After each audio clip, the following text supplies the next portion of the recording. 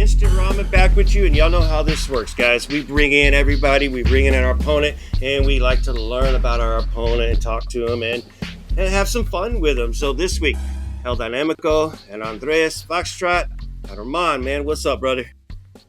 Always well, always G, always well. It's good to see you and good to see some friends. Andres, good to see you too, buddy. Happy to be here tonight. Oh, same, man. What's up? Yeah. Happy. Hey, Andres, man, how you doing, bro? It's been a long time since I've seen you, especially. Honestly, it feels like a couple of minutes, man. Literally.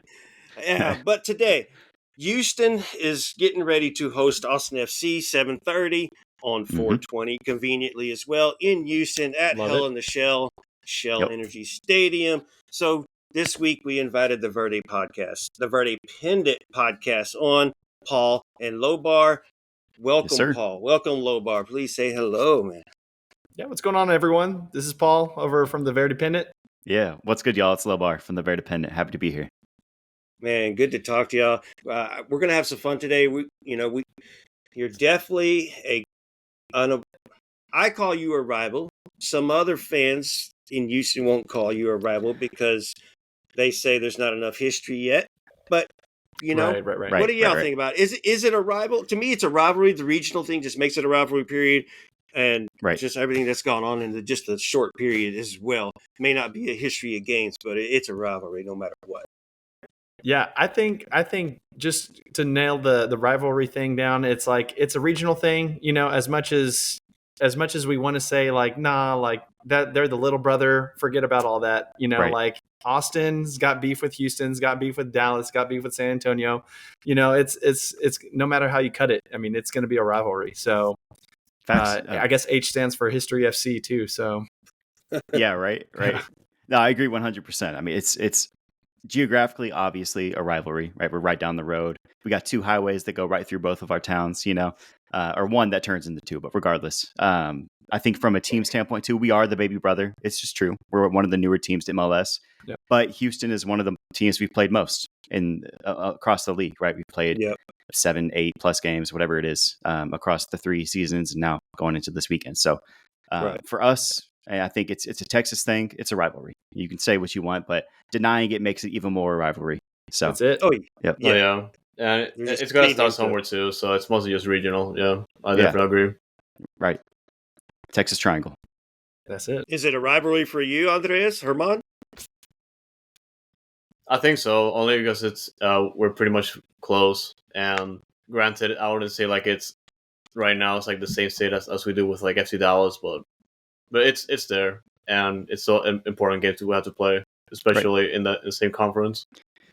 I have a question for y'all from the Houston standpoint. Was it this way with Dallas when Houston got the team in the late 2000s? Were they like, oh, it's not a rivalry?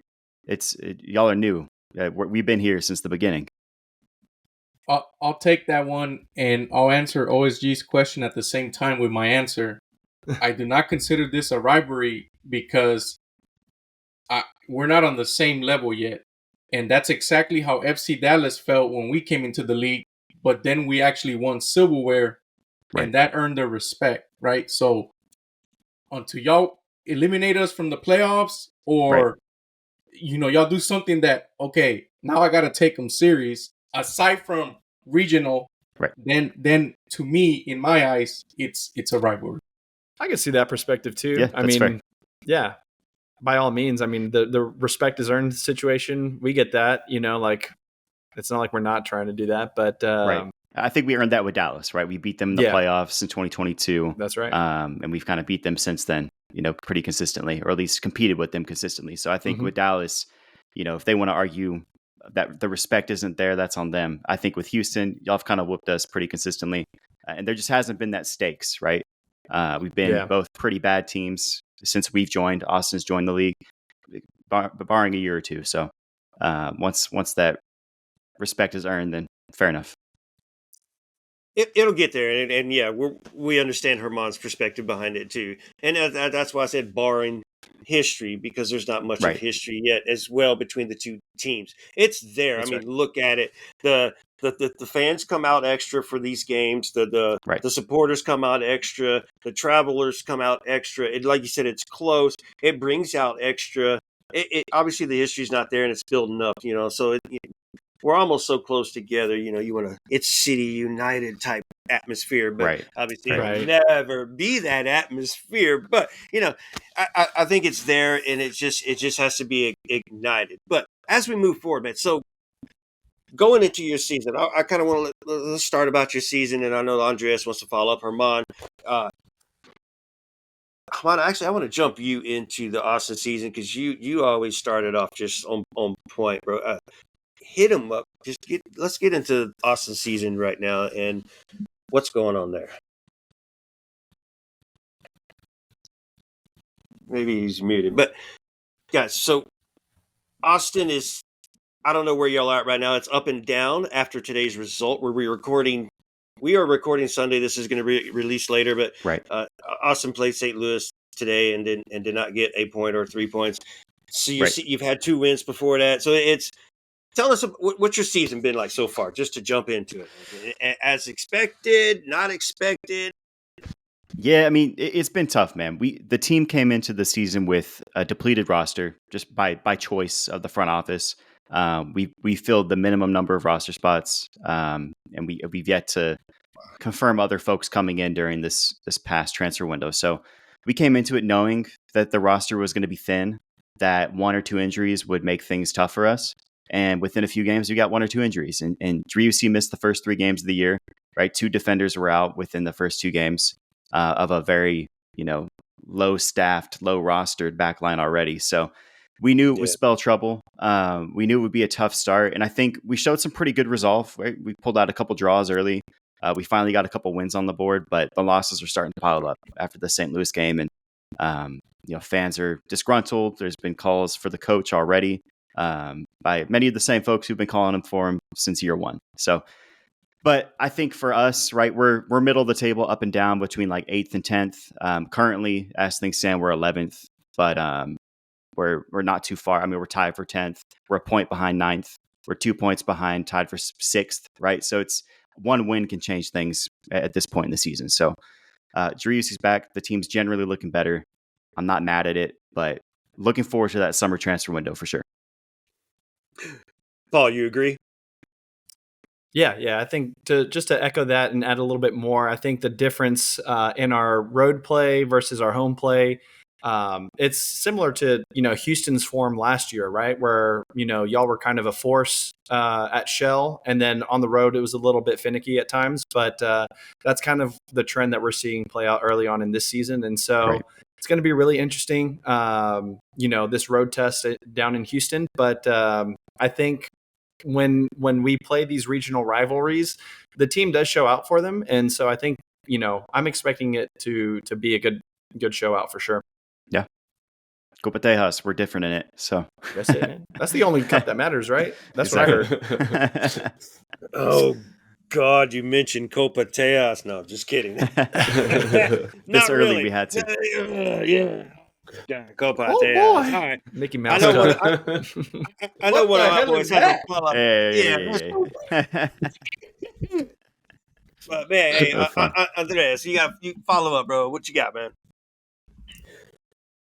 Oh, yeah, and they're just looking from a neutral perspective because I don't try to put like my biases with like all the teams, especially Austin being one, and yeah, I expected because I've noticed like during the off season that there were players that were let go, and like you guys mentioned, the proper players were not filled in, and there's definitely like a lot of players missing on like specific roles that had to be filled, and obviously that has to come with the front office, and a lot of people put a lot of that blame towards Josh Wolf, and now it's pretty difficult to.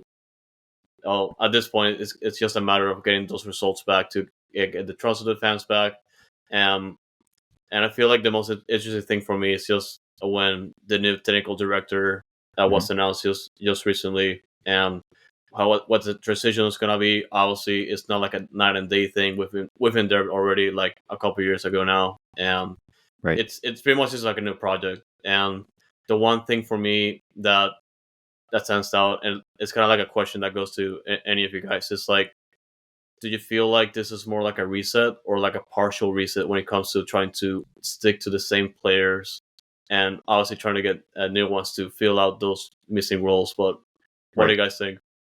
Paul, take it first. Yeah, man. That's a really good question, Andres. I think for me, it feels like whatever you would consider between a partial reset and a full reset. How about like a 3/4 reset? Right. Mainly because you look at the core roster components for Austin FC. You look at centering the midfield around Driussi. You look at building the youth around Danny Pereira and Owen Wolf. Everyone else on the older spectrum of the roster, we've got to find replacements for. But at the end of the day, I mean, yeah, this is kind of a big reset that Rodolfo Borrell has kind of undertaken. Yeah.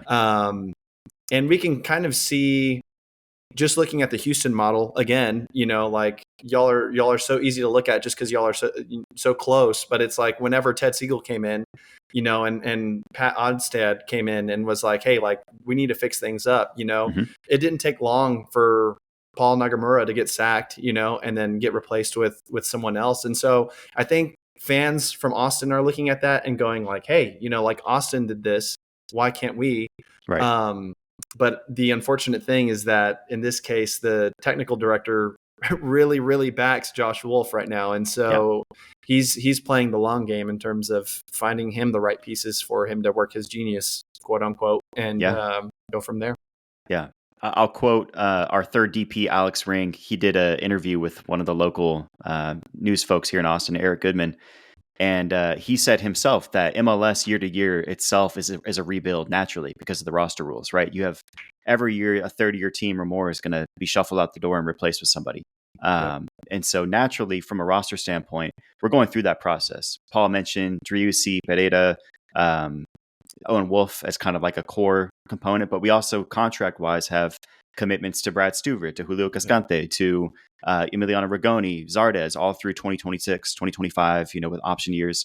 So there was a clear choice to build this core group of 8 to 10 guys as our, plan, Future. as the future of our plan for the next 3 years. And we're in the middle of those 3 years now, where last year didn't work out that well.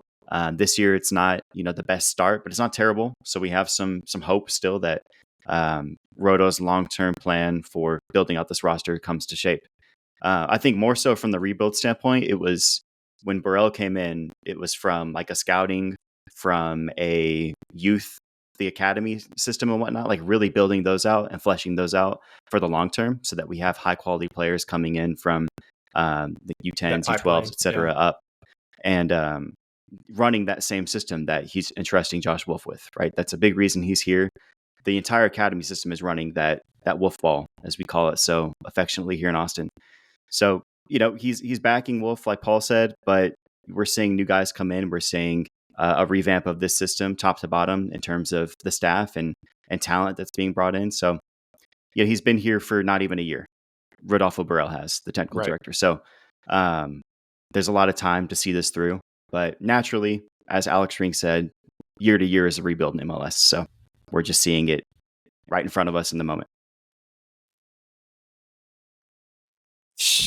I know Herman, he's probably been patiently waiting. Got a big question for you.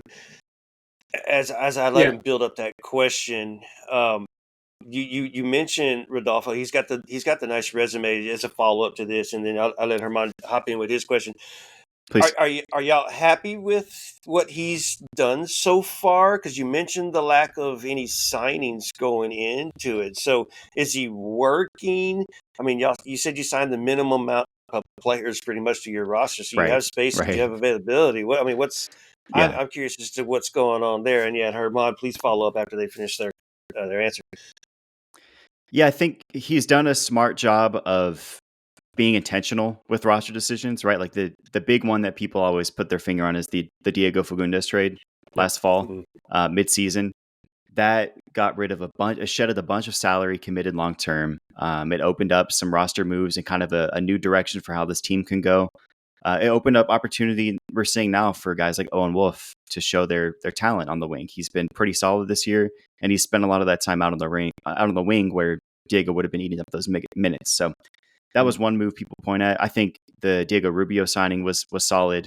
MLS vet come in. Same with Obrian, right? Like guys that cost very little money that have brought some sense of value to this team and can kind of carry us in the interim while we bring in those big ticket guys, the big difference, who the true future of our club will be. So I'm happy with it. Like I said, it's been 9 months, 8 months, right? One transfer window.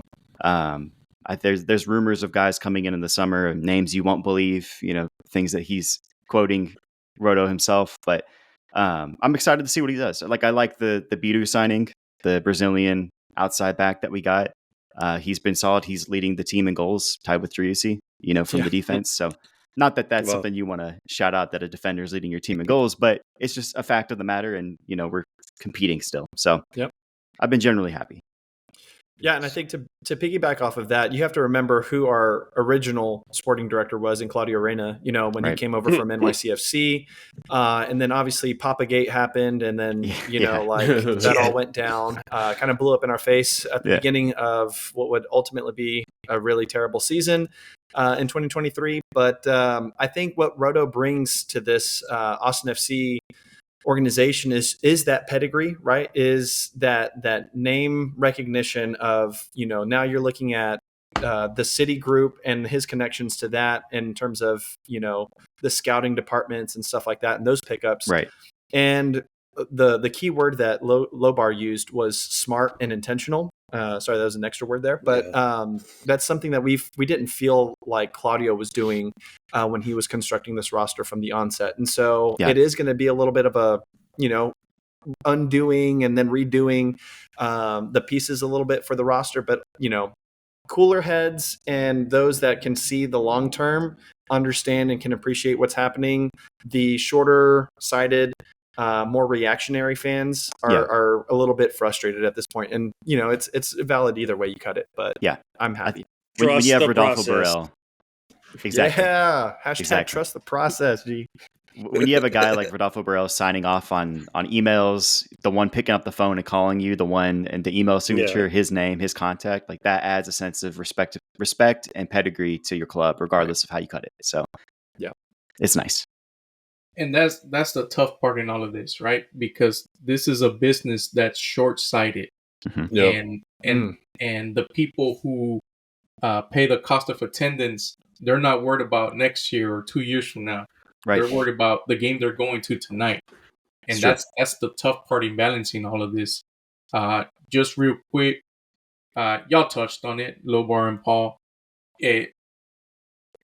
We fired Nagamura because our director felt more entwined with the current head coach in Ben Olsen, right? Right. Right. So y'all mentioned that y'all's backs Wolf no matter what. So it's kind of nothing's gonna happen. This is where it forks off, right? Yeah. Right. And then that's good news from the orange side. For now, G. For real.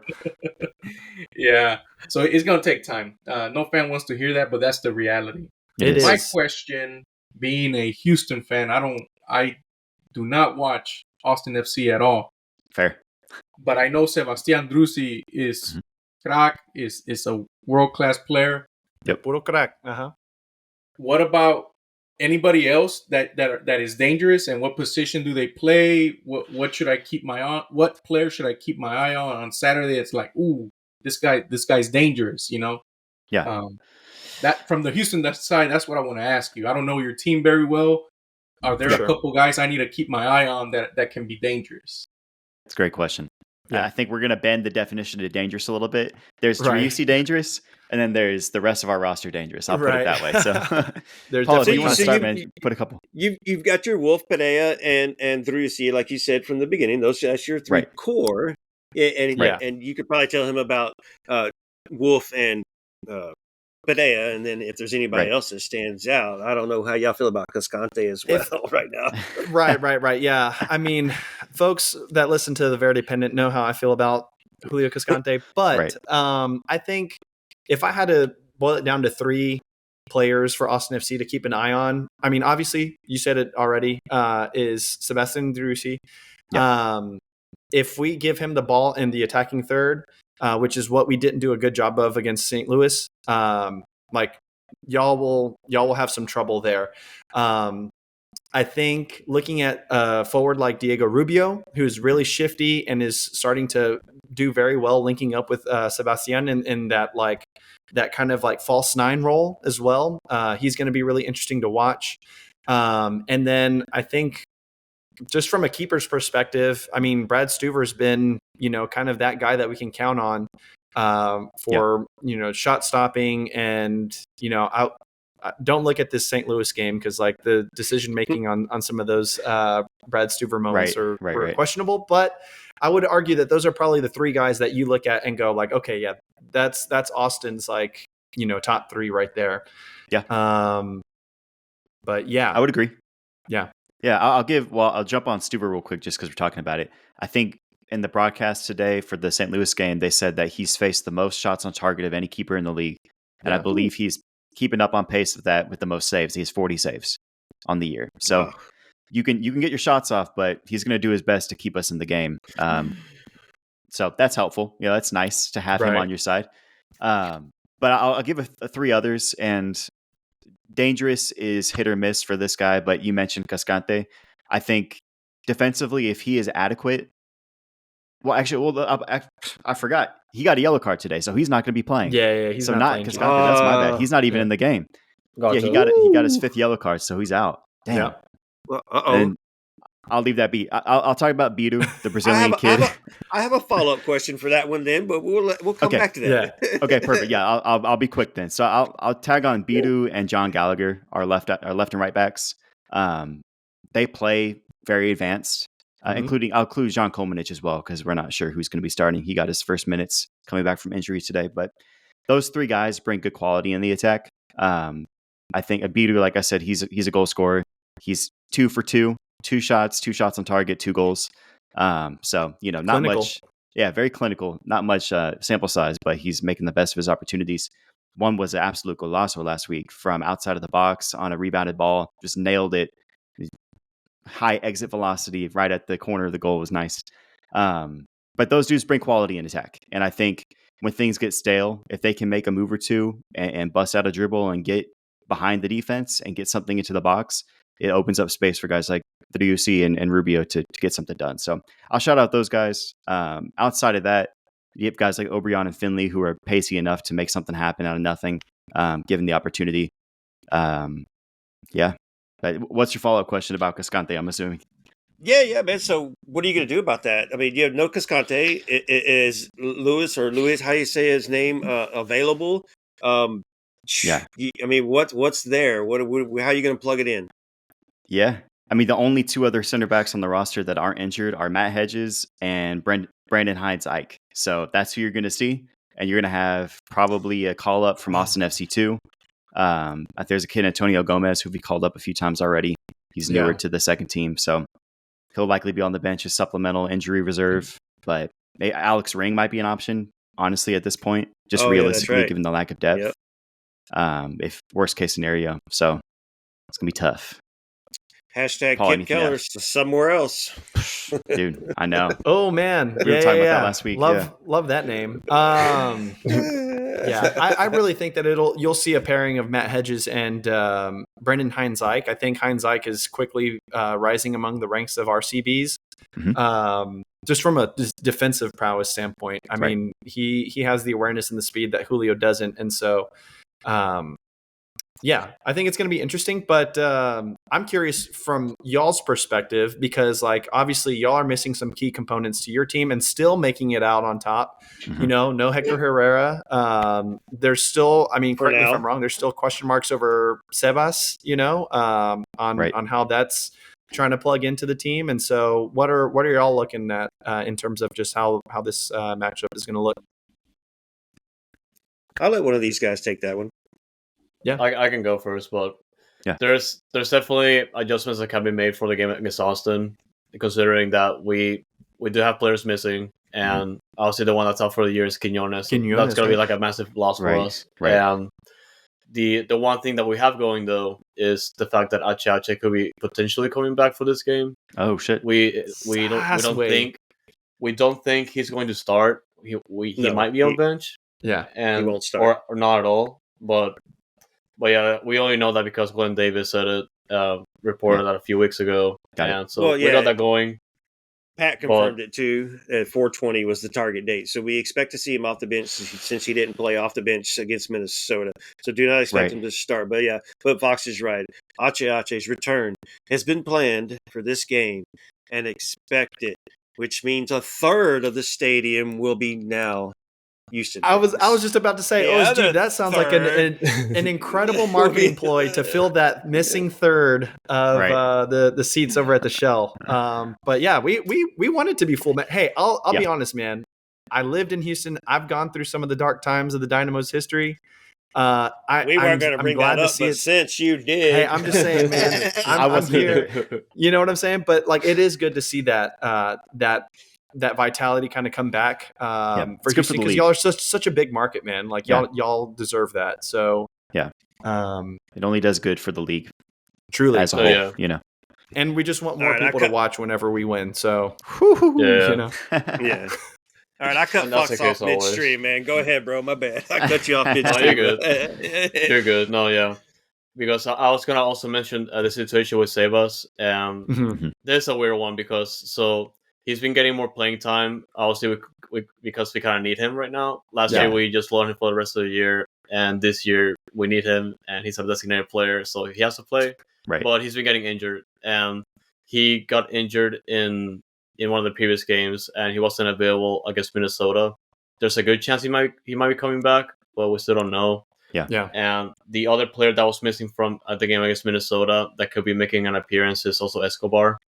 Okay. And because Sayers was playing fullback that game, and we'll see if he shows up. But one of the very few things we have going for us that's been pretty consistent is just defense, and we have a pretty good core of guys that pretty much stepped up like last year, heading into this year without Teenage Adebi, which Teenage Adebi is one of our best defenders before he left, and Eris Vichenko, Ethan Barlow, and obviously Mikhail. These guys are just like in and out.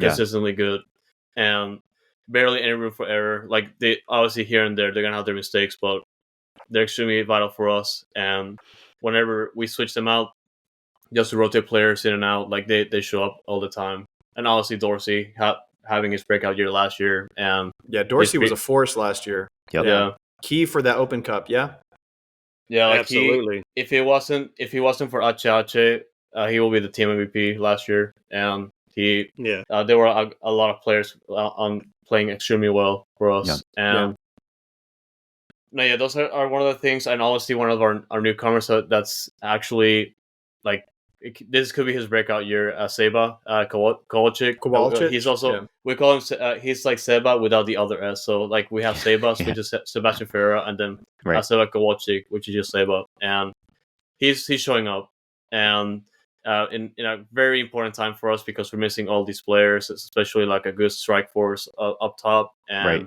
he just scored like a banger goal against Minnesota, and also showing up against Chicago, and he's extremely important for us right now, which is good.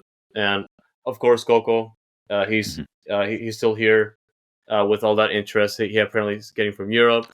He might leave soon, but he's still here, so but and also Basi, he's getting play out of position a lot, and he's doing his best because he's mostly being played as a false nine, and he's doing what he can to provide, but he doesn't like to shoot a lot. That's what we know for sure, right? Yeah. What about that? Who's the U22 kid? With all the goals. Aliyu. Ibrahim Aliyu. He's a point of debate in the fan base. And tell me more. Right now he's producing a lot. It's just like people don't really like him from last year because he's been missing a lot of like easy goals, so just like easy chances, and he's kind of like like last year he was like the Fernando Torres. There's like he's gonna have fans, but he's also gonna have like a lot of haters. But sounds like this year though, like he's been stepping up too, and providing as much as he can, and he's been providing assists and goals as well. So I'm definitely okay with him. Like the people that hate him, I don't know why they do it, but he's doing his best. And remember, like last year, he literally came in the middle of the season because the European season pretty much just ended, and he had to pick it up again in MLS in the middle of the year. So he was going through a lot, and obviously after the offseason, he was able to train with the team properly. Right. And Yeah, get a and break he's- too. Get some rest. yeah, and he's doing much Yeah. better now. But yeah, I'll leave you like he's pretty good. All right, so that was a lot of the individuals in y'all season. So Yeah. your season expectation to where you're at now, briefly and quickly, where are y'all at with that? I mean, like I said, it's such a slim roster to start the year. We've had one transfer window with Roto. Like, there's all these things contributing to kind of like my very neutral. I'm neutral to the results so Okay. far. Okay. My thought process is if we could get to the summer transfer window and still be within the playoff line and bring in a Mhm. couple guys who can add legitimate value and actually compete in the roster and provide goals, assists, shutouts, whatever it is, I'll be happy if we can get to that point and still compete in the playoffs. But as of Well, right now, barring- pretty neutral. Barring complete Yeah. failure, you'll be close to the line, no matter what, Exactly. with the parity that's in the MLS. So that's also a good thing and a benefit to y'all. Right. So going into this, and I'm going to let Herman open up this part of this show, because now we're going to translate into the actual game and the team aspect. And Herman can probably give you a little context to how we play as he opens up into y'all and what is Houston to expect at Shell in the Hell Stadium, man. Herman, please take over. Yeah, and I'll answer the question, OSG, in our playing style, but I had the same question for our friends Paul and Lobar. I want to learn about the formation, the attacking style of Austin, but I'll just give you a short, quick setup for us. Great. We're going to show a starting lineup of 4, 2, 1, and 3 wingers, but really it's basically a 3-4-3, I believe.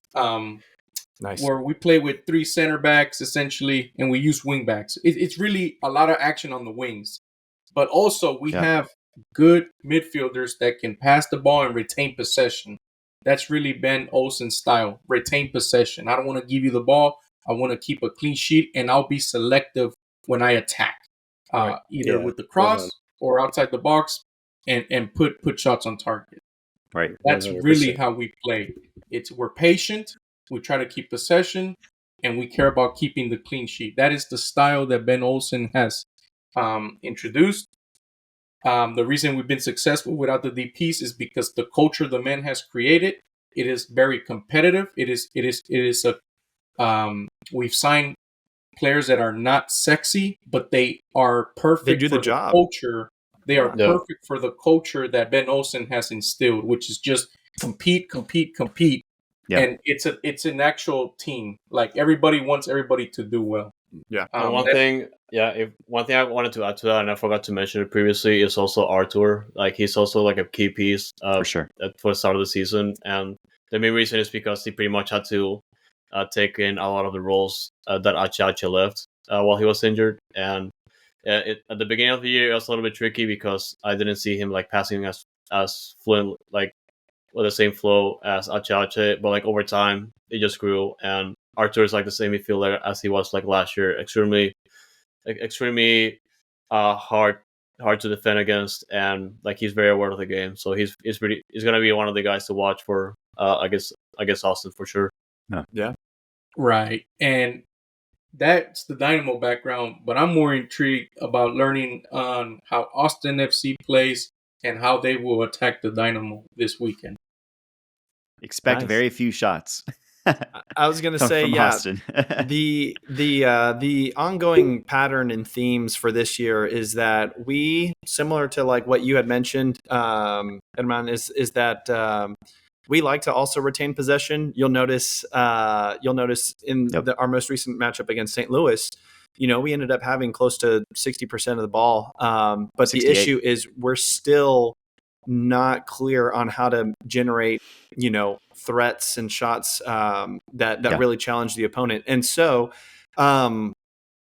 however the Dynamo can work well off the ball is, I think, really going to be the key piece of like how y'all get the result that y'all are looking for. Because I think for us, I'm looking for us to try to generate as much possession But given that it's a little bit of a different stakes, different context game, I think we're going to want to come on a little bit quick on the attacking foot. So, I think it's going to be an evenly one of those like immovable force meets an unstoppable object, kind of situation where teams that heavily rely on possession look to try to outflank each other. Yeah. We will not allow y'all to have possession. We will keep possession. We will force possession back, and we will hold possession in our stadium and give y'all minimal chances. A counter off the corner kick or a good counter 50-50 ball, something like that, or just being able to get continuous consecutive passes in near our box will be your advantage. Otherwise, I'm feeling it'll be one of those where good luck. I'm confident with us at home. Lobar, I knew you had an extra comment you were about to throw out there, so yeah, please intrigue us. Yeah, for sure, man. I was going to say, it's funny you say that. If given Austin's history against teams that cede possession to us, you'd be smart to do so because we do next to nothing with possession in most games we've played this year. St. Louis, all they had to do was bunker down, wait for us to mess up, hit it long, 3-on-3, 3-on-2. Our defense is running backwards. They have three guys sprinting at goal. They get an easy shot from just outside the 6-yard box, right? That happened multiple times. One luckily was offside. It went in the back of the net, so it would have been 2-0. But we had 2 shots in that game with 68% possession. And that's not the first game that's happened. We've had less than 4 shots on goal, or 4 shots altogether, like 3 or 4 games this year, if I remember correctly. So regardless, though, even if y'all do keep possession, I think the best way we can win is if y'all are going to dominate possession, we're going to let that be. Really bunker down defensively. We might see a guy like Johan Valencia, Colombian center defensive mid, come in and be in that pivot in the midfield with Alex Ring or Danny Pereira, and really just try to make a mess in the edge of the box, top of the box area. We don't have much speed to counter, but if anybody's going to do it, it's going to be a guy like Obrian, who you can send him long and let Driussi and Rubio trail with him and be on that run. I think we generally rock a 4-2-3-1 or something along those lines where we have a pivot in the defensive mid between generally Alex Ring, Danny Pereira, or Johan Valencia, two of those three. Driussi at the 10, doing his best to get involved in the game. He doesn't get many touches this year. It's been tough to get him the ball in places that matter. But and then we play our fullbacks pretty high in the offense. They attack pretty heavily. So we're susceptible to counters in that way. If you give us possession, just bunker down. I mean, you've all given up 7 goals on the year, something like that. Yeah. So yeah, that's the ideal defense to put against this Austin offense right now. That San Jose game we had 4 goals in is heavily inflating our goals for tally this year. That's so it really just depends on what team Josh Wolf puts out there. I mean, we've seen the same amount of possession with completely different results all year. This game we had 2 shots total with 68%. Last game we had 50-something% with 10 plus shots, right? And they actually went in, so. And that's with the roster with only one change in the left back position with Guilherme Biru. That roster that could do nothing against St. Louis was the same roster essentially that outbeat San Jose, and then the week before that it was just like Dallas. So exactly. It was it's just interesting to see. My biggest thing is that this being a road game right now, and the way that y'all are kind of progressing upward, trending upward in form. This is going to be a really big test because we had a similar test to this in Lumen Field against Seattle, our second game of the season. And what y'all are saying, I've already seen this match. Right. Heavily outshot, heavily outpossessed. We bent, but never broke, and got a point on the road 0-0. So if that's what it's going to take, we've done it before. We just. We would really like to see our guys do a little something, not just hunker down. Take some shots, please. It's tough, man. We definitely hear that on this side. Even our coach, Bid Olsen, says, I wish they would shoot. They like to take that extra pass in the box or around each other. Right. And that's why we call it tiki taka ball. They Totally. make that a little Yeah. extra one touch pass and just never get the damn shot off. And so, Yeah. or the last pass is air it, or you finally step in and get that, and then you take out that passing lane. But yeah, Right. so that's very. Houston fans will feel good hearing that, which I'll say, and because we're confident our game will propel, but it also same time if that fits and y'all are used to it and you understand it, then this could be one of those battles because we do lack the capability of we don't have a striker right now. Sebas, we don't know if he's going to play, if he's going to come off the bench. Right. We brought in a striker. We sent him down to Dynados to play today. We're playing a false nine with a striker that never played striker before until now, probably. And we switched them up. It was Bassi a couple games, and then this last one it was Seba who played it, and they switched places with each other since they're very similar players, but Seba creates a little bit more than Bassi does up front. So it could play into y'all's favor. Yeah, we'll have high possession. We'll have a lot of shots. If your defense bunkers down, Stuber's going to be Stuber, of course. Right. It could be one of those 2-1 games, or a 2-0 game, or 1-0 advantage to y'all, or the 2-1 advantage to y'all because we make a stupid mistake because we like to beat ourselves sometimes. And, Right. And that sucks for a team who could be this close, or that is this close to the top, could be at the top, but you make a stupid mistake. But OSG, to your point, that just welcome to the MLS, brother, where that parity in the league just does not let any team run away with it, unfortunately. And you get a team like Chicago to randomly just like ruin your week sometimes. Exactly. If I'll put my Josh Wolf hat on real quick. If I'm Josh Wolf, I'm assuming. Josh yeah, out. right. Right. I'm Hey, out brother, can to you it. exit No. this chat? Yeah. But if I'm thinking like Josh Wolf, I'm probably hoping that we get the same result that we did on the road in Seattle earlier this year. 0-0 draw. We had 2 shots total, but Stuver had a masterclass. The defense had the most deflections of the year, right? We packed the box. We blocked shots. Johan had a game. Exactly. That match, Valencia and at CDM had a great game. Just messing, getting in people's heads, making them think twice on shots and take difficult shots, right? Things that could be easily blocked, that's easily saved to Suver. So if I had to be Josh Wolf, I'm assuming that's what he's doing, right? Is a 0-0, let them shoot, give them possession. That was one of the games where we ceded possession to Seattle. I think we had 43% possession of that game. So I'd imagine it'll be something like that if I'm Josh Wolf. Interesting. So I'm before hoping we it's run not, into though. predictions, I can tell Herman's got something on his mind, and I can tell Fox has got something on his mind still. So Herman, man, what you got for us, brother? Real quick, yes or no, did Drusy play in that game that y'all were referring to versus Seattle? He did not. No. He was injured. He did not. Yeah. Yeah. That's what I'm saying. So that's why I don't like to compare, like that. Totally. That's the valid. beautiful That's thing. valid. But I mean, today, Drusy played 100 minutes and we had 2 shots. So, Yeah. It's like double-sided coin of how bad can we be depending on who's on the field. Right. The other thing I was curious, and this is my last question, 2022, and this is from an outsider perspective. Yeah. Please correct me if I'm wrong. Your first year, I believe, was 22? 21. And Yeah. 21. And it was, every freaking game was packed, Yeah. After the team went through a tough year last year, is that still the case, or is it more difficult to fill the stands now? Because in 21, it's easy because that's the hot ticket. That's the sexy thing in town.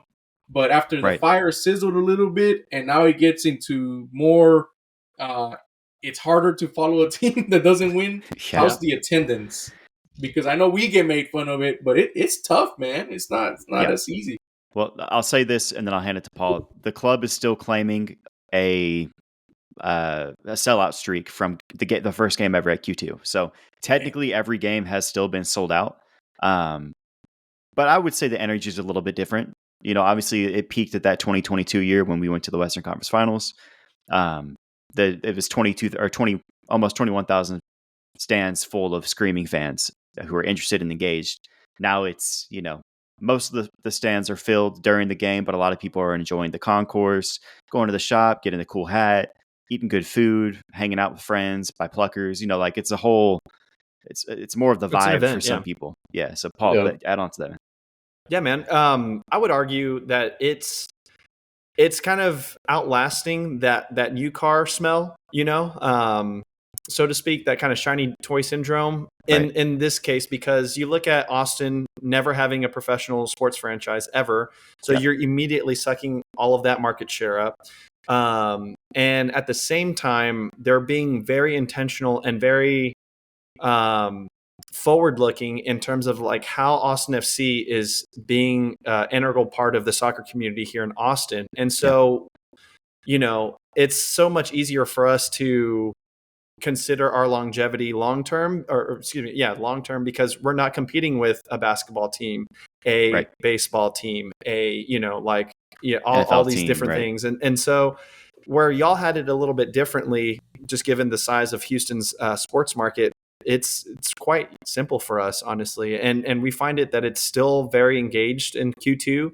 And I still think it's going to be that way, even if the team is kind of on a downtrend right now. But I'll parrot that and say I still have coworkers that come up every week, like, "Oh, you were at the game this week. Like, I can't wait to go to my first game." Right? I meet people out and about every week on the town who are like, "Oh, I've been to one game, but I can't wait to go back. It's so fun." And they could care less what the score is, right? They're just excited to be a part of the atmosphere, to see sports live, regardless of what it is, right? It happens to be Austin FC. So it's still among the I'll say the non-fans. I don't mean that as a rude thing, but they're not following the team every weekend and week out. It's still exciting, Yeah. Hey, Lobar, Q2 is 20 miles away from me, 20 miles away from Andreas, and we've only been to the stadium when the Dynamo have been there. Hey, right, as expected, right? Right. You bleed orange. You come down when your team's there. Now, I've been there for an international game. I've been there for USA was there. He's been there for Venezuela. So, I mean, we do enjoy this. We do enjoy the stadium. We do enjoy the location, especially for me. It's real close. The Domain's a good location. Instead of stinky it's an downtown. attraction. Yeah, so it works out. So, I don't care if y'all figure it out. To tell you, because you're the rival, blah blah blah. But it's good that y'all are doing well, and it's good for the MLS. It's good for the Texas. It's good for the rivalry, and it also is very good because when we play each other, it just makes it even funner. And I love what it does bring to this game, and what each team does bring to each other, and the fun that both teams are having with each other now. It obviously didn't start out as fun when the y'all were created, and Houston and Austin hated each other passionately. I know there's still people out there that hate each other, but I don't hate Austin. I don't care for Austin, even though I'd still live here, and I get asked that all the time. I am a Dynamo fan. I'm born and raised in Houston. I just happen to live in Austin, and I love it. And no, I don't care. It's just like I'm an Astro. I'm not a Ranger. I'm a Texan, and I can care less about the Cowboys. It's not because they're in Texas I root for them. They're still my enemy, and they're going to stay my enemy no matter what, man. All right. Sorry, Fox. I know you got a question, bro. Hit us up, man. Hit us up.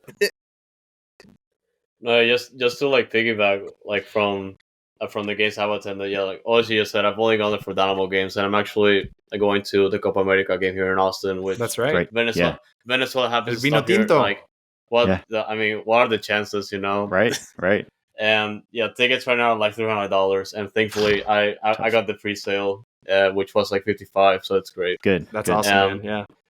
But I'm looking forward to that, and like Ozzy just said, every time I go there for the Dynamo games, it's always a blast, even though like that the results didn't go in our favor lately. So, but it's still a great time, right? Like it with our people and all that. And the one thing I wanted to ask, because you mentioned the issue with Wolf, and we brought it up actually recently at the start, and also like recently I do recall like watching one of the MLS Next Pro games, and there was a clip on Twitter with like a Precourt was in attendance, and people were just like Wolf out, or I don't know if it was Wolf out or Precourt out, which I thought was fun, like funny. And it was Wolf out, Wolf out, and I've actually been to that stadium before for Dynamo 2 games, which is also nice. By the way, I went there with OSG as well.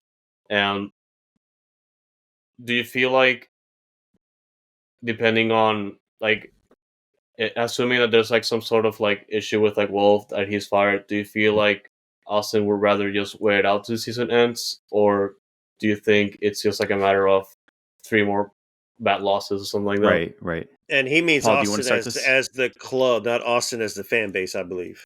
Correct. Yeah, no, Yeah, I okay. read that because Okay. I feel like we field these questions almost on a weekly Yeah. basis at this point. And I think for me, the way I'm interpreting all of this is that Roto is perfectly fine waiting this out.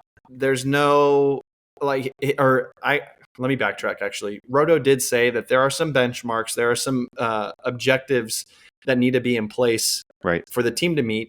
And if those aren't met, then obviously they're going to like follow through with whatever actions.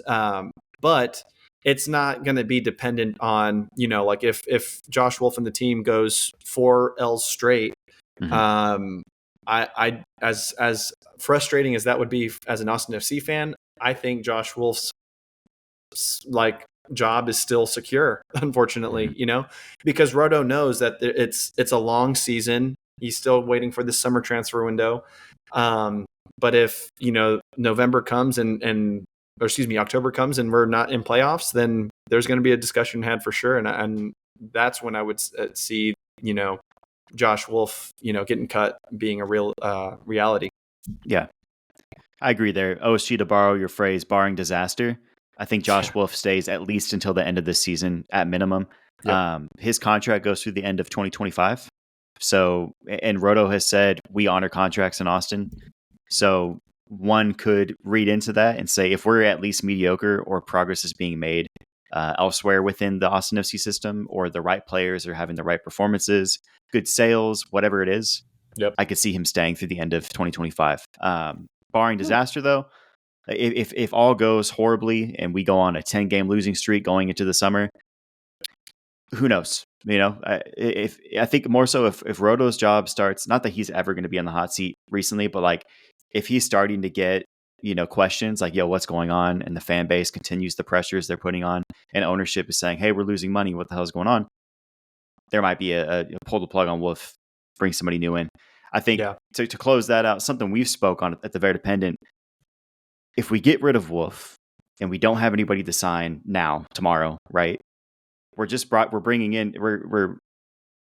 calling up somebody from his staff, most likely, like Davey Arnaud, right? Or something like they're that. familiar with Davey Arnaud. Of course, y'all know. Yeah. So then we're just a guy who's been preaching the same Wolf ball system since 2021. He's going to be the one at the helm. Realistically, he's not going to overhaul everything and be like, brand new system, the team changes, right? We've seen cases where like Portland went on a run last year when they got rid of Savarese, or other teams, Colorado, same, when they got rid of their guy. They started playing better, but I just don't see us cutting ties mid-season. A rose dies, and then you replace it with a brand new rose, and it's still the same type of rose. I mean, same type of species. From the same whatever. plant, So, right. But it needed something different in it to become something new, and that's what a team could do. So we Wolf out, and you bring in somebody that was under him that's still the same play, but executes it differently and across the board with the team. That's a fair point. Or maybe the team just doesn't cohese with Wolf, and that's a load off their shoulders now. So there's always benefits to it. But as we need to hurry up and kind of close out the show and get to the end here, predictions. And I think it's only favorable to start with y'all because we know how we're going to say ours. But Lobar, man, prediction for the game score and a brief take on it. So we just recorded our episode for the week too. And we gave our predictions there. So I'll stay the same just for the sake of consistency. I said 1-1 draw. And that was very much in the spirit of that Seattle game where it was a 0-0 draw. I think we go in, if we play the game plan we want to play, we sneak a goal, and then y'all sneak a goal. It is what it is. We come out with a point and we're happy enough. So I'll stay consistent there. Paul, same question. I think, for me, I'll echo my same prediction from the Verdependent recording, which was a 2-1 Austin win. And the thing about us is that we see Houston as kind of this bounce back opportunity for us, for our fans that are going to be traveling heavily for this game. And we see a bit of a return to form for Driussi, who was practically non-existent in St. Louis. Yeah. And so, yeah, I've got 2-1 to the good. All right, so Andreas, let's move over to you into the Houston side of it. Yeah, I think this is going to be a low-scoring game, assuming that both teams are on a good day. Mm-hmm. So I got Houston with a 1-0 win. Smart. Yep, that's fair. All right, Herman, what you got, brother? 2-1 Dynamo win.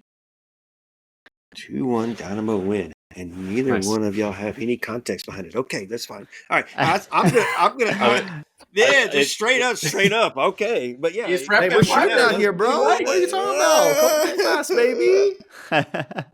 When I All get right. my It was content, kind of hinted. I Like, take too long, and when I do rapid fire, it's bad again.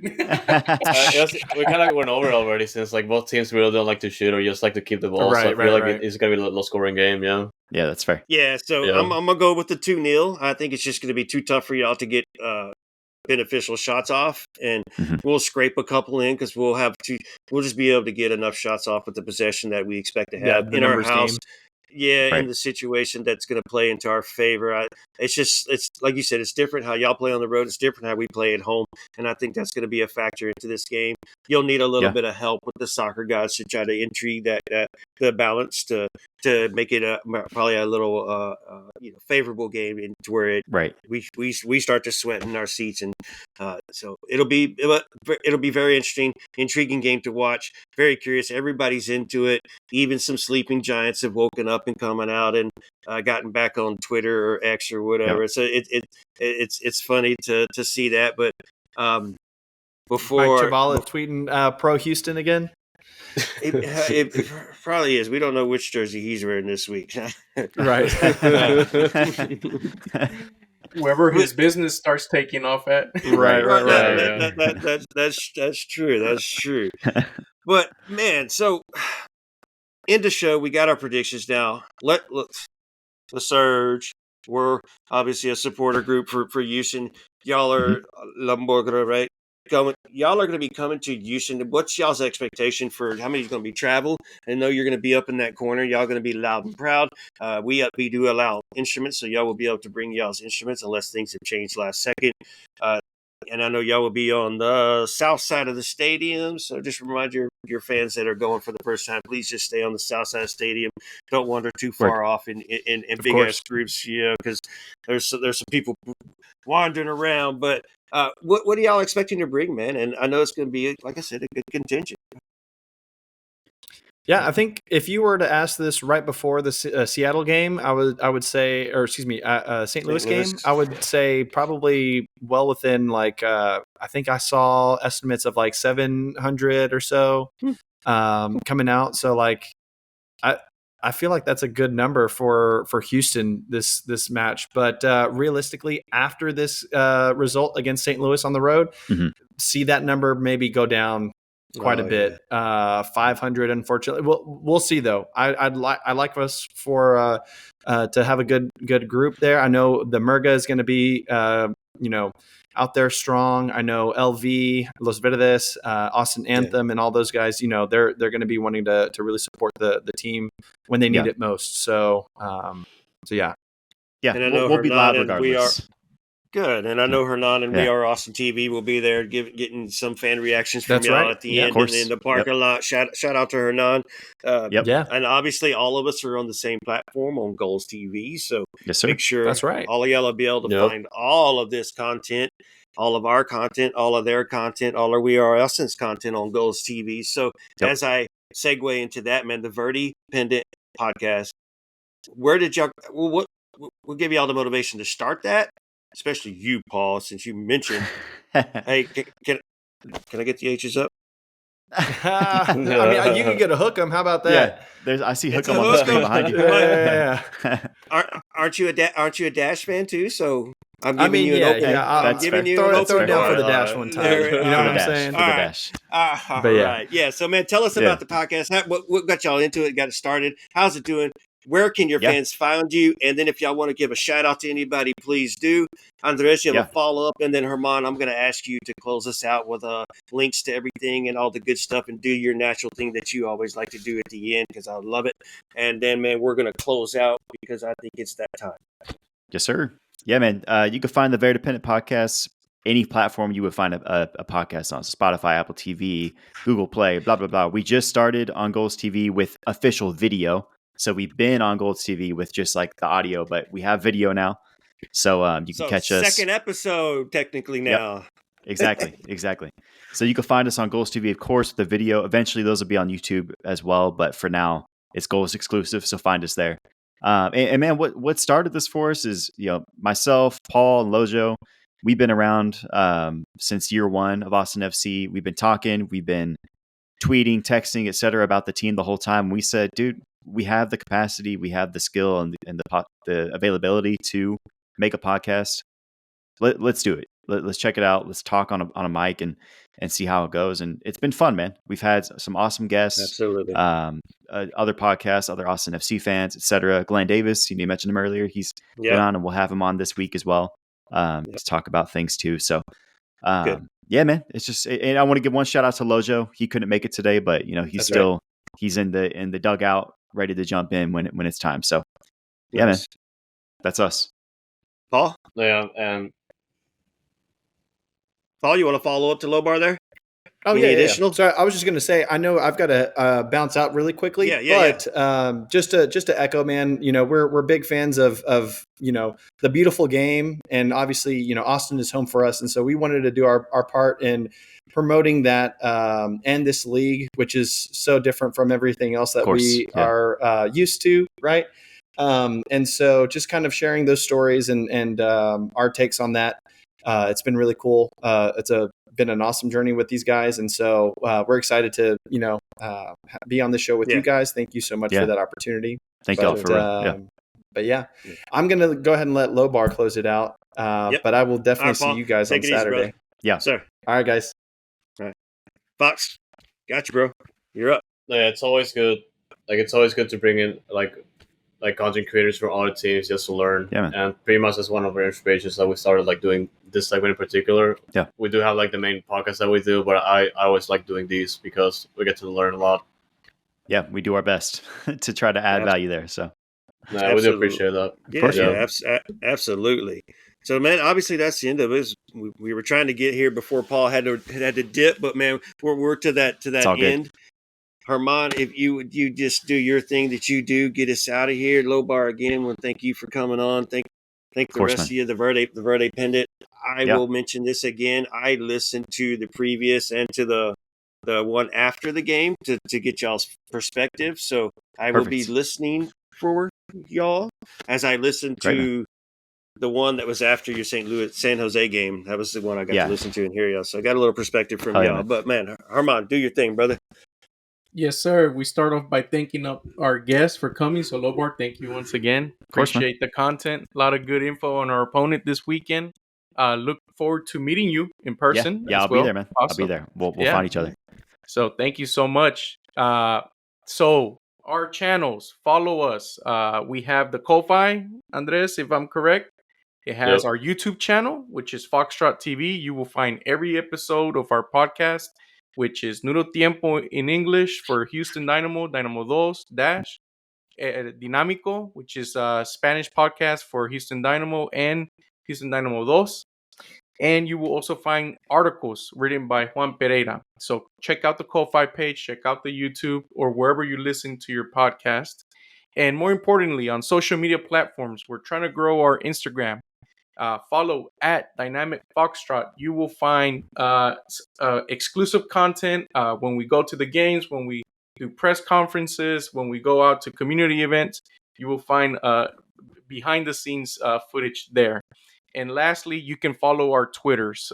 My personal is at El Dinámico _GB. We have at Dynamic Foxtrot. We have at OSG / soccer guy or Old soccer guy. Soccer guy. And at Nudo Tiempo is the podcast Twitter page. So thank you for the support. Share with your friends. Like and follow. And as always, in H-Town, we hold it down, baby. Hell yeah. Just see y'all next time. Let's get the dub.